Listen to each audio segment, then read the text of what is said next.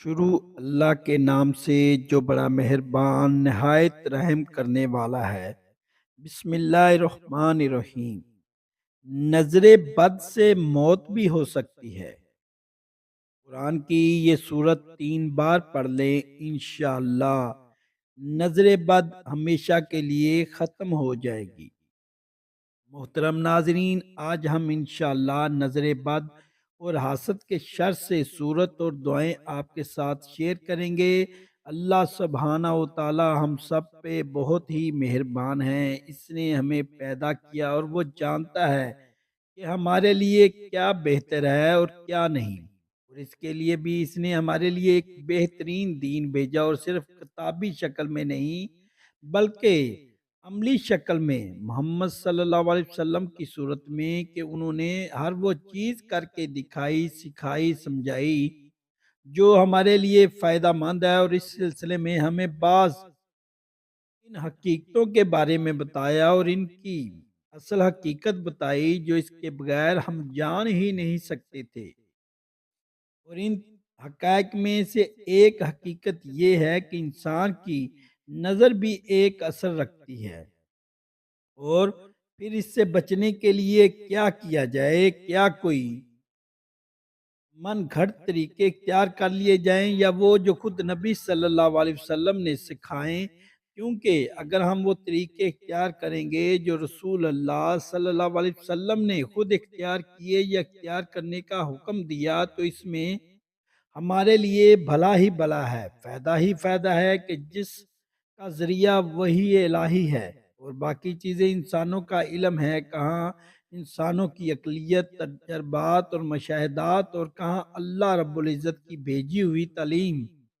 تو اس لیے اس سلسلے میں ہمیں بھی قرآن و سنت سے ہی رہنمائی حاصل کریں گے۔ یہاں تک نظر بد کی حقیقت کا تعلق ہے تو اس کے بارے میں نبی صلی اللہ علیہ وسلم نے ہمیں بتایا ہے۔ آپ نے فرمایا کہ نظر لگنا برحق ہے، یعنی انسانی نظر کے اندر ایسی ریز ہوتی ہے، ایسی تاثیر ہوتی ہے جو دوسرے کے اوپر جا کر اثر انداز ہوتی ہے اور اس کو نقصان پہنچا سکتی ہے، لیکن یہ ہوتا ہے اللہ کے حکم سے۔ اللہ تعالیٰ جس چیز میں چاہے خیر رکھتے، جس چیز میں چاہے تکلیف کا عنصر رکھتے، اور اس کے ہر فیصلے میں خیر و بھلائی ہے۔ جو کچھ ہوتا ہے وہ اسی کے حکم سے ہوتا ہے۔ مثلا اب دیکھتے ہیں کہ یعقوب علیہ السلام کے بیٹے جب مصر میں سب جا رہے تھے تو انہوں نے خاص طور پر ان کو تلقین کی تھی کہ تم ایک دروازے سے داخل نہیں ہونا، اور اس کی وجہ یہی تھی کہ ان کو ڈر تھا کہ کہیں یہ سارے نوجوان اکٹھے جب مل کر داخل ہوں گے تو دیکھنے والوں کی نظر کا شکار نہ ہو جائیں۔ انہوں نے کہا کہ میں تمہیں یہ ترکیب بھی بتا سکتا ہوں، لیکن میں تم سے اللہ کی طرف سے آنے والی کوئی چیز ہٹا نہیں سکتا۔ نہیں، اگر پھر بھی اللہ کا حکم تو پر نافذ ہونا ہوا، کوئی نقصان پہنچنا ہوا، تو پھر میں کچھ نہیں کر سکتا، حالانکہ وہ اللہ کے پیغمبر تھے۔ حکم اللہ کے سوا کسی کا نہیں، اس پر میں نے بھروسہ کیا، اور اس پر لازم ہے کہ سب بھروسہ کرنے والے بھروسہ کریں۔ پھر اسی طرح ایک اور روایت میں جو حضرت ابو ذر سے مروی ہے، ہمیں پتہ چلتا ہے رسول اللہ اکرم صلی اللہ علیہ وسلم نے فرمایا کہ بے شک نظر بد آدمی کو اللہ کے حکم سے دیوانہ کر دیتی ہے، یعنی بہت سے ذہنی امراض یا نفسیاتی امراض یا ڈپریشن کی وجہ سے نظر بد بھی ہو سکتی ہے۔ نظر بد کے بعض اوقات فزیکل اثرات بھی ہوتے نہیں، جسمانی اثرات بھی ہوتے ہیں۔ مثلا ایک روایت میں آتا ہے کہ ام سلمہ رضی اللہ تعالیٰ عنہما کہتی ہیں کہ نبی صلی اللہ علیہ وسلم نے ان کے گھر میں ایک لڑکی دیکھی جس کے چہرے پر نظر بد کی وجہ سے کالے دھبے پڑ گئے تھے، یعنی چہرے کا رنگ خراب ہو چکا تھا۔ تو نبی صلی اللہ علیہ وسلم نے فرمایا اس پر دم کرو کیونکہ اسے نظر بد لگ گئی ہے۔ تو اس سے بھی پتہ چلتا ہے کہ نظر بد جسمانی بیماریوں یا جسمانی حالت میں تغیر کا سبب بھی ہو سکتی ہے۔ پھر آپ نے یہ بھی فرمایا کہ نظر بد آدمی کو اللہ کے حکم سے دیوانہ کر دیتی ہے، حتیٰ کہ بعض اوقات انسان اونچی جگہ پر چڑھتا ہے اور پھر وہاں سے گر پڑتا ہے۔ بعض اوقات بچے، آپ نے دیکھا ہوگا کہ بچے کھیل رہے ہوتے ہیں، اچھے بھلے کھیل رہے ہوتے ہیں، ایک دم ماں باپ دیکھ کر خوش ہوتے ہیں، اچانک کوئی ایسی چیز سے جا ٹکراتے ہیں کہ بعض اوقات بڑے بڑے حادثات ہو جاتے ہیں۔ تو ایسی صورت میں جب بھی انسان کسی چیز کو دیکھے جس پر دل خوش ہونے لگے تو فوراً ماشاءاللہ پڑھے، اللہ کا ذکر کرے تو پھر اس سے محفوظ رہے گا، یعنی پھر نظر کے برے اثرات سے محفوظ رہا جا سکتا ہے۔ پھر اسی طرح بعض اوقات بچے بلا وجہ رونا شروع کر دیتے ہیں اور چپ ہی نہیں ہوتے، تو اس میں بھی نظر بد کا اثر ہوتا ہے۔ حضرت عائشہ کہتی ہیں کہ ایک مرتبہ نبی صلی اللہ علیہ وسلم تشریف لائے تو ایک بچے کے رونے کی آواز سنی۔ آپ نے فرمایا کہ یہ بچہ کیوں رو رہا ہے، تو اس کی نظر کیوں نہیں اتارتے، یعنی اس پر ایسے اذکار پڑے جائیں کہ جس کی وجہ سے اس کی یہ تکلیف دور ہو جائے۔ پھر اسی طرح بچوں کا کمزور ہونا، ان کی صحت درست نہ ہونا، آپ صلی اللہ علیہ وسلم نے حضرت اسماء بنت امیس کہا، کیا بات ہے کہ میں اپنے بھائی جعفر کے بیٹوں کے جسموں کو دبلا پتلا دیکھ رہا ہوں، یعنی ان کی صحت اچھی نہیں ہے، کیا انہیں فکر و فاقہ رہتا ہے، یعنی انہیں کھانے کو کچھ نہیں ملتا؟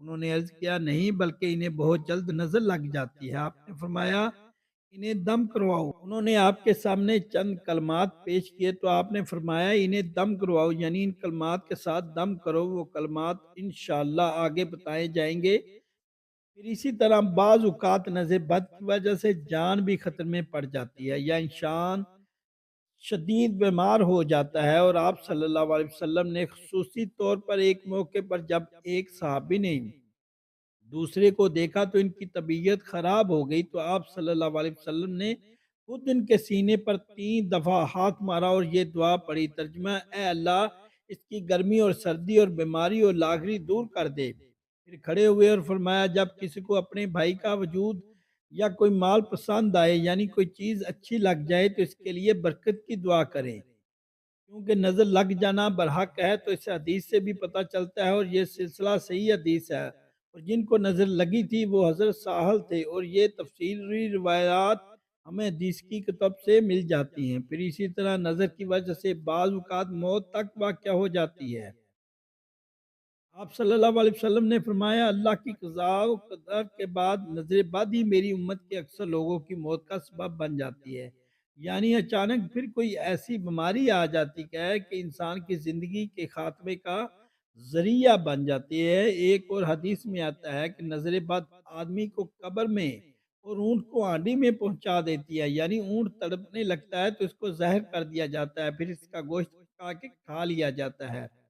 اسی طرح آپ صلی اللہ علیہ وسلم نے یہ بھی فرمایا نظر کا لگ جانا برحق ہے، اور یہ اوپر چڑھنے والے کو صلاح دیتی ہے، یعنی بعض اوقات انسان کا کام ہو رہا ہوتا ہے اور اس میں خلل پیدا ہو جاتا ہے، تو اس لیے ہمیں نظر بد سے بچنے کے طریقے معلوم ہونے چاہیے اور صحیح طریقے معلوم ہونے چاہیے۔ سب سے پہلی چیز یہ کہ انسان اللہ کی پناہ مانگے، اللہ تعالیٰ سے حفاظت طلب کرے۔ رسول اللہ صلی اللہ علیہ وسلم نے فرمایا اللہ تعالیٰ سے نظر لگنے سے پناہ مانگو، کیونکہ نظر کا لگ جانا برحق ہے، یعنی اللہ کے سوا کون ہو سکتا ہے جو انسان کو اپنی حفاظت دے۔ پھر اسی طرح جس نعمت دیکھی جائے اسے ہمیشہ برکت کی دعا دی جائے، مبارک دعا دی جائے، تاکہ وہ شر سے محفوظ رہے۔ رسول اللہ صلی اللہ علیہ وسلم نے فرمایا جب تم میں سے کوئی اپنے بھائی یا اس کی ذات یا مال میں کوئی ایسی چیز دیکھے جو اسے پسند آئے تو اسے چاہیے کہ وہ اسے برکت کی دعا دے، کیونکہ نظر کا لگ جانا برحق ہے۔ پھر اسی طرح یہ ہے کہ انسان دم کرے۔ حضرت انس کہتے ہیں کہ رسول اللہ صلی اللہ علیہ وسلم نے نظر بند، ڈنک اور نملہ کی بیماری کے لیے دم کی اجازت دی ہے۔ نملہ کی بیماری میں پسلی دانوں سے بھر جاتی ہے۔ حضرت عائشہ فرماتی ہے کہ رسول اللہ صلی اللہ علیہ وسلم نے مجھے حکم دیا کہ نظر بد لگ جانے پر دم کیا جائے۔ پھر اسی طرح بخار، پہلو کے پھوڑے اور نظر بد میں دم کی اجازت دی گئی، خصوصی طور پر چھوٹے بچوں کے دم کرتے رہنا چاہیے۔ محترم ناظرین، اب ہم چلتے ہیں اس دعا کی طرف اور آپ کو بتاتے ہیں کہ وہ دعا کیا ہے جو ہمیں کرنی چاہیے۔ صبح و شام تین تین مرتبہ پڑھنا چاہیے، نمازوں کے بعد اس کو پڑھنا چاہیے۔ قل اعوذ برب الفلق من شر ما خلق ومن شر غاسق اذا وقب ومن شر نفاثات فی العقد ومن شر حاسد اذا حسد۔ ترجمہ کنزل ایمان۔ تم فرماؤ میں اس کی پناہ لیتا ہوں جو صبح کا پیدا کرنے والا ہے، اس کی سب مخلوق کے شر سے اور اندھیری ڈالنے والے کے شر سے جب وہ ڈوبے، اور ان عورتوں کے شر سے جو گروہوں میں پھونکتی ہیں، اور اسد والے کے شر سے جب وہ مجھ سے جلتے ہیں۔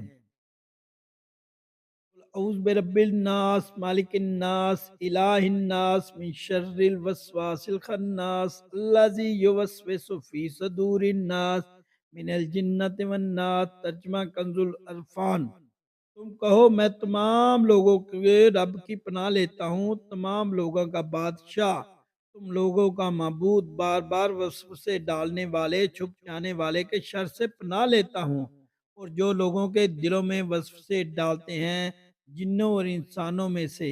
اے اللہ رب العزت، اس ساری کائنات کے شہنشاہ، اے ساری مخلوق کے پالنے والے، اے زندگی موت کا فیصلہ کرنے والے، اے آسمانوں اور زمینوں کے مالک، اے پہاڑوں اور سمندروں کے مالک، اے انسانوں اور جناتوں کے معبود، اے عرش اعظم کے مالک، اے فرشتوں کے معبود، اے عزت اور ذلت کے مالک، اے بیماریوں کو شفا دینے والے، اے بادشاہوں کے بادشاہ، اے اللہ ہم تیرے گنہگار بندے ہیں، تیرے خطا کار بندے ہیں، ہمارے گناہوں کو معاف فرما دے، ہماری خطاؤں کو معاف فرما دے۔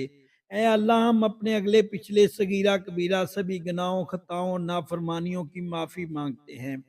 اے اللہ رب العزت، ہم اپنے گناہوں سے توبہ کرتے ہیں، ہماری توبہ قبول فرمائے۔ اے اللہ ہم گنہگار ہیں، سیاہکار ہیں، بدکار ہیں، تیرے احکام کے نافرمان ہیں، نہ شکر ہیں، لیکن میرے معبود تیرے نام لیوا بندے ہیں، تیری توحید کی گواہی دیتے ہیں۔ تیرے سوا کوئی عبادت کے لائق نہیں، تیرے سوا کوئی بندگی کے لائق نہیں، تیرے سوا کوئی تعریف کے لائق نہیں۔ ہمارے معبود، ہمارے گناہ تیری رحمت سے بڑے نہیں ہیں، تو اپنی رحمت سے ہمارے گناہ معاف کر دے۔ اللہ پاک ہمیں گمراہی کے راستے سے ہٹا کر صراط مستقیم پر راستے پر چلنے والا بنا دے۔ اے اللہ ایسی نماز پڑھنے کی توفیق عطا کر جس سے نماز سے تو راضی ہو جائے، ہمیں ایسی زندگی گزارنے کی توفیق عطا کر جس زندگی سے تو راضی ہو جائے، ایمان پہ زندہ رکھ اور ایمان پہ ہی موت عطا کر۔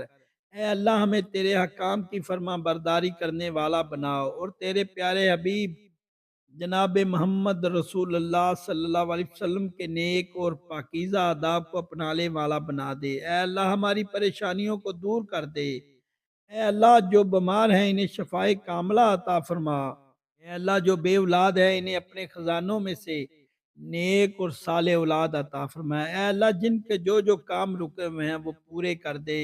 اے اللہ بچھڑے ہوں کو ملا دے۔ اے اللہ شادی شدہ جوڑوں میں محبت اور خلوص پیدا کر دے، اور ان کی زندگیوں میں برکت ڈال دے۔ اے اللہ تمام لڑکے اور لڑکیوں کے نصیب اچھے کر دے۔